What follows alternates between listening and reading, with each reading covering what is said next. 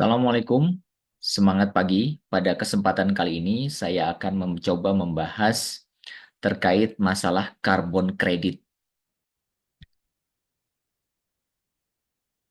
Karbon kredit adalah sertifikat atau izin yang mewakili pengurangan 1 ton emisi gas rumah kaca, khususnya adalah karbon dioksida dari atmosfer.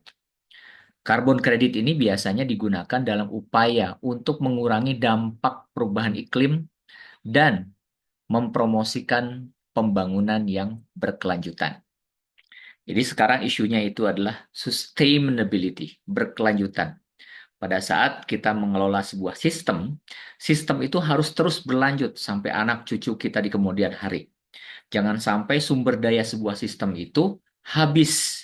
Tetapi gimana caranya supaya terus berkelanjutan atau sustainability.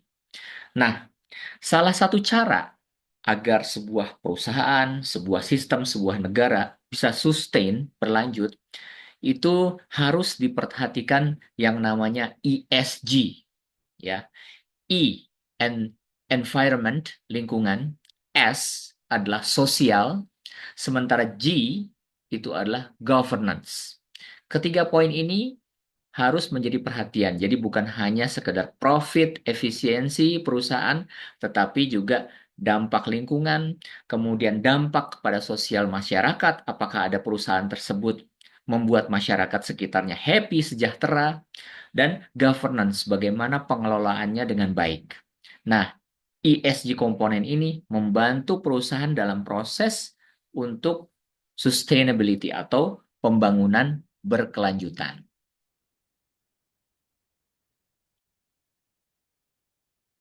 Masalah yang sedang kita hadapi saat ini adalah banyaknya jumlah kendaraan bermotor, sehingga mengeluarkan. Nah, kendaraan bermotor yang menggunakan bahan bakar bensin atau fossil oil ini berdampak memunculkan banyaknya karbon dioksida di muka bumi ini, sehingga terjadilah polusi yang berdampak terhadap pemanasan global, ya, dan pemanasan global ini akan merubah iklim suatu kondisi atau suatu sistem tadi. Nah, sekarang banyak negara yang berupaya bagaimana caranya untuk meminimasi karbon dioksida. Upaya yang dilakukan adalah mencari teknologi bahan bakar yang terbarukan, ya. Misalkan dengan biodiesel. Kemudian yang kedua, dengan menggunakan metana yang bersumber dari gas alam. Kemudian yang ketiga, dengan menggunakan hidrogen. Nah, cuman ini banyak masih dalam riset. Dan yang keempat itu listrik. Masalahnya teknologi listrik ya sekarang beralih ke elektrik adalah proses pembuatan baterai itu sendiri. Ya, baterai itu terbuat dari nikel. Untuk membuatnya itu membutuhkan bahan bakar fosil oil yang jauh lebih banyak. Ya, sehingga baterainya yang sudah kita pakai itu oke, tidak bermasalah, tidak memunculkan polusi. Tetapi proses untuk membuat baterainya ini banyak menghasilkan karbon dioksida.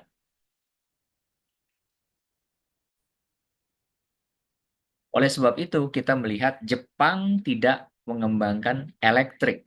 Kenapa? Karena proses untuk membuat baterai itu tetap saja kita mengkonsumsi fosil oil, solar, kemudian batu bara, sehingga berubah menjadi baterai. Tetapi Cina banyak mengembangkan listrik, tetapi dampaknya seperti itu. Proses membuatnya berdampak terhadap karbon itu sendiri. Nah, lalu apa yang dikembangkan di Jepang? Yang dikembangkan di Jepang ya tentunya hidrogen, kemudian gas alam. Nah, kembali ke konsep karbon kredit. Untuk apa tujuannya? Tujuannya adalah untuk mendorong perusahaan atau individu untuk mengurangi emisi karbon dioksida mereka dengan memberi insentif finansial sebenarnya. Jadi ke depan nih, kalau misalkan kita secara individu punya kendaraan bermotor, di mana kendaraan kita menggunakan fossil oil, ya, bahan bakar fosil, ya bensin, ya, dan lain sebagainya, maka kendaraan kita itu berpotensi untuk mengeluarkan karbon dioksida. Nah, sekiranya karbon dioksidanya itu melewati batas yang telah ditetapkan, maka kita harus membayar sesuatu, ya, mengeluarkan uang ya untuk mengganti jumlah karbon dioksida yang dikeluarkan oleh barang yang atau kendaraan yang kita miliki. Nah, konsepnya seperti itu. Solusi yang diambil tentunya banyak orang yang zapping dari kendaraan yang berbahan bakar bensin menuju elektrik, ya, listrik. Otomatis ya tidak kena, ya tidak ada emisinya, tidak ada karbon dioksida yang dihasilkan karena listrik. Cuman tetap itu tetap menjadi masalah. Kenapa?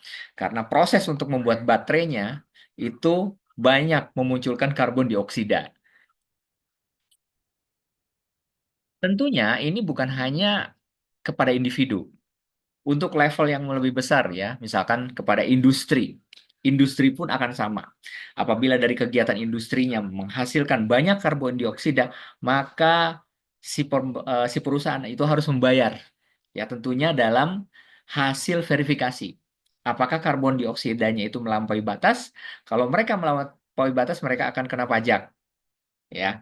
Nah, lalu apa yang harus mereka lakukan? Mereka berupaya gimana caranya? Oke, dia menghasilkan karbon dioksida, tetapi ada upaya recovery. Misalkan mereka, katakanlah industri kapal, ya, mereka shipping ya, shipping company. Mereka banyak menggunakan kapal. Kapal itu berbahan bakar solar, otomatis menggunakan karbon dioksida. Nah, industri-industri besar seperti ini berupaya gimana caranya? Kedatangan dia kepada suatu negara dengan menghasilkan karbon dioksida yang bisa diukur, maka dia gantikan dengan proses recovery. Misalkan dengan membangun mangrove, ya, hutan bakau, yang menanami. Tentunya ini sifatnya konsesi, di mana pemerintah memberikan hak guna atau tempat untuk menggunakan kawasan tersebut. Katakanlah kalau misalkan di Indonesia maksimal itu 40 hektar untuk ditanami hutan bakau. Nah, dengan adanya bakau tersebut, otomatis jumlah karbon dioksida yang dihasilkan oleh perusahaan tadi itu akan ditutupi ya dengan proses mengubah karbon dioksida. Karena hutan bakau itu kan berpotensi untuk mengubah karbon dioksida itu eh, menjadi material yang tentunya lebih bermanfaat. Di samping itu, kalau perusahaan mengelola hutan bakau, tentunya banyak manfaat untuk masyarakat. Sosialnya dapat, di mana masyarakat bisa, katakanlah, eh, mengembangkan komoditas udang, ya, kepiting, kemudian ikan di sana. Nah, sosialnya dapat, environment-nya dapat, dapat melakukan recovery terhadap jumlah karbon dioksida yang muncul di kawasan tersebut. Nah, ini konsepnya ke depan seperti itu. Kemudian yang kedua, sistem perdagangan. Jadi ada yang disebutkan skema perdagangan karbon. Perusahaan yang menghasilkan lebih sedikit emisi dari batas yang ditetapkan dapat menjual kelebihan karbon kredit mereka ke perusahaan yang melebihi batas tersebut. Nah, ini jadi bisa diperjualbelikan sepertinya. Nah, lalu bagaimana mekanismenya dalam karbon kredit ini? Yang pertama, ada yang disebut dengan proyek penyerapan atau pengurangan emisi. Contohnya ya reboisasi tadi menanam hutan bakau. Jadi perusahaan-perusahaan tersebut yang berpotensi mengeluarkan karbon dioksida banyak itu diberikan lahan ya untuk proses reboisasi. Yang kedua, penggunaan energi terbarukan. Misalkan perusahaan-perusahaan shipping ya. Ke depan Indonesia ini seperti kolam susu sebenarnya. Kenapa? Banyak di Indonesia itu ditemukan gas alam. Nah, kalau sekiranya gas alam ini dipergunakan, itu bisa menggantikan solar yang dipakai untuk kapal-kapal tanker, kapal-kapal kontainer terbesar tersebut. Nah, itu bisa menggunakan bahan bakar gas alam. Nah, itu energi terbarukan. Ke depan Jepang akan mengembangkan hidrogen itu tadi. Atau Ya jelas-jelas peningkatan efisiensi energi, penghematan. Nah, itu contohnya. Kemudian yang kedua, proyek-proyek ini menghasilkan karbon kredit karena mereka membantu mengurangi emisi gas rumah kaca di atmosfer, ya, di atmosfer tersebut. Nah, kemudian perdagangan karbon trading, ya. Jadi perusahaan atau negara dapat membeli karbon kredit untuk mengimbangi emisinya. Pabrik mengeluarkan emisi banyak diimbangi dengan karbon kredit tadi, gitu. Nah, sistem ini biasanya diatur oleh mekanisme. Ya, contohnya ya, misalkan ada yang namanya Paris Agreement, ada yang namanya Protokol Kyoto, dan lain-lain sebagainya. Kemudian, apa jenis-jenis karbon kredit? Yang pertama, ada yang disebut sebagai karbon sukarela, atau yang disebut dengan voluntary carbon market. Nah, ini digunakan oleh perusahaan atau individu yang secara sukarela ingin mengurangi jejak karbon mereka. Yang kedua, karbon wajib atau compliance market. Nah, ini diatur oleh hukum dan peraturan internasional atau nasional. Nah, tentunya kita sebagai WNI ya, masyarakat, ya sebagai social environment, itu bisa nih menerima manfaat karbon kredit. Yang pertama, mengurangi emisi gas rumah kaca. Oke, itu. Ya otomatis lingkungan kita menjadi kadar karbon dioksidanya berkurang, ya. Sekarang kita bisa mengamati tuh, di Jakarta, ya sekitar DKI Jakarta ini, oke daerah khusus Jakarta, itu bisa dideteksi Jakarta mana yang memiliki pengeluaran karbon dioksida terkecil. Saya pernah lihat ternyata Jakarta Pusat kecil ya.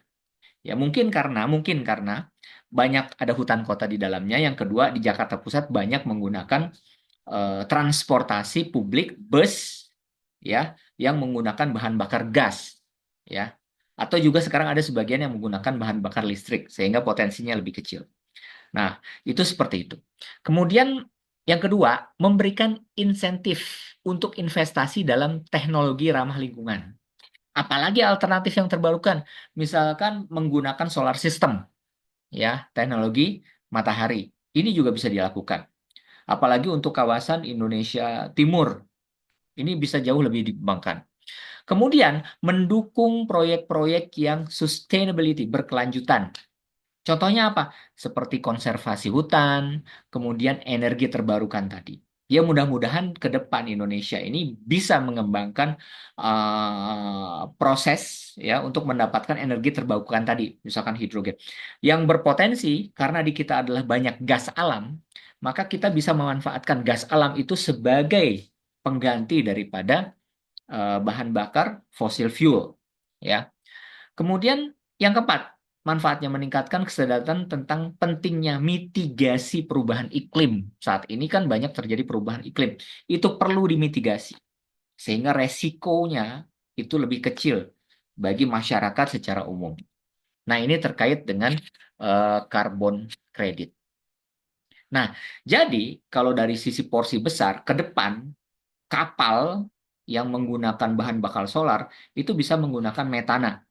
Metana itu didapat dari mana? Dari gas alam, ya. Jadi dia bisa mendapatkan potensi terbesar adalah ada di Indonesia karena memiliki gas alam yang besar. Nah, saat ini banyak negara-negara yang sudah mencoba mengkonversi karbon dioksida dirubah menjadi cair. Dan ke depan Indonesia menjadi tempat yang dituju untuk menerima karbon cair tadi. Lalu fungsinya untuk apa? Nah, karbon dioksida cair itu kalau diinjeksi ke dalam bumi, otomatis dia membuat apa ya, sumber daya minyak yang dalam itu akan muncul ke permukaan gitu ya dengan adanya proses injeksi tersebut. Nah, tentunya kalau kita banyak menerima itu karbon dioksida yang dicairkan otomatis akan berpotensi kita bisa menginjek ke permukaan bumi dan potensi sumber daya alam yang kita garap khususnya minyak misalkan ya itu akan lebih banyak lagi. Nah, ini potensi Indonesia. Jadi Indonesia itu memang betul seperti kolam susu ya, sebuah negara dengan begitu banyak sumber daya alam yang bisa dikelola, tetapi tentunya dengan baik. Nah, jadi bahan bakar dari kapal ya, kontainer kapal-kapal besar bisa dari sumber metana. Nah, intinya, perlu ada teknologi yang mampu untuk mengkonversi gas alam ke LNG. Ya, seperti apa? Misalkan seperti ekstraksi gas alam diambil dari ladang gas, ya, atau proses pemurnian, ya, seperti kotoran, ya, seperti karbon dioksida, air dan sulfur itu dihilangkan. Kemudian proses pencairan, ya. Jadi gas alam itu didinginkan hingga menjadi cair. Inilah yang disebut sebagai LNG. Nah, tentunya ada proses transportasi nih di sini. LNG diangkut menggunakan kapal tanker khusus atau disimpan di dalam tangki kriogenik. Oke. Nah, ini terkait dengan eh, karbon kredit.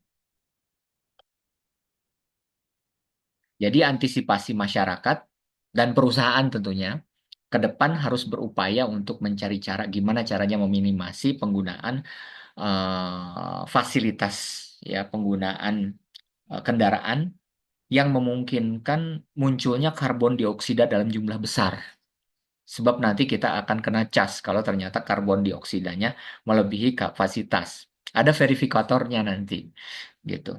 Gimana caranya? Ya alternatifnya satu, zapping ke kendaraan yang tidak menggunakan fosil, ya, fossil fuel, yang tidak menggunakan bensin, ya, tetapi kita zapping ke apa tuh, ke listrik. Walaupun ini debatable. Kenapa? Karena untuk membuat batu baterainya itu banyak menghasilkan karbon dioksida. Yang kedua, kita pilih bahan bakar dari biodiesel, bisa dari minyak goreng. Sekarang di Indonesia sudah banyak tuh para pengumpul minyak goreng. Nah, ke depan itu kalau misalkan biodiesel itu digabung dengan, bukan digabung, ya. Jadi semacam di hybrid, ya, dengan diesel, ya, dengan bahan bakar solar, gitu. Sehingga bisa digunakan oleh kendaraan bermotor. Nah, tentunya ini kadar karbon dioksidanya lebih sedikit, ya. Ya, mudah-mudahan ke depan kita bisa menemukan teknologi hidrogen, ya, sehingga bisa diterapkan untuk kendaraan bermotor yang kita miliki. Nah, ini dari satu sisi. Tentunya dari sisi company itu jauh lebih besar lagi. Ya, sekarang banyak company diberikan konsesi untuk mengembangkan atau menanam pohon bakau, ya. Kemudian budidaya jarak, kemudian budidaya kemiri dan lain sebagainya. Ini semua berpotensi untuk mengurangi karbon di sebuah kawasan. Semoga informasi ini dapat memberikan manfaat kepada Anda. Terima kasih.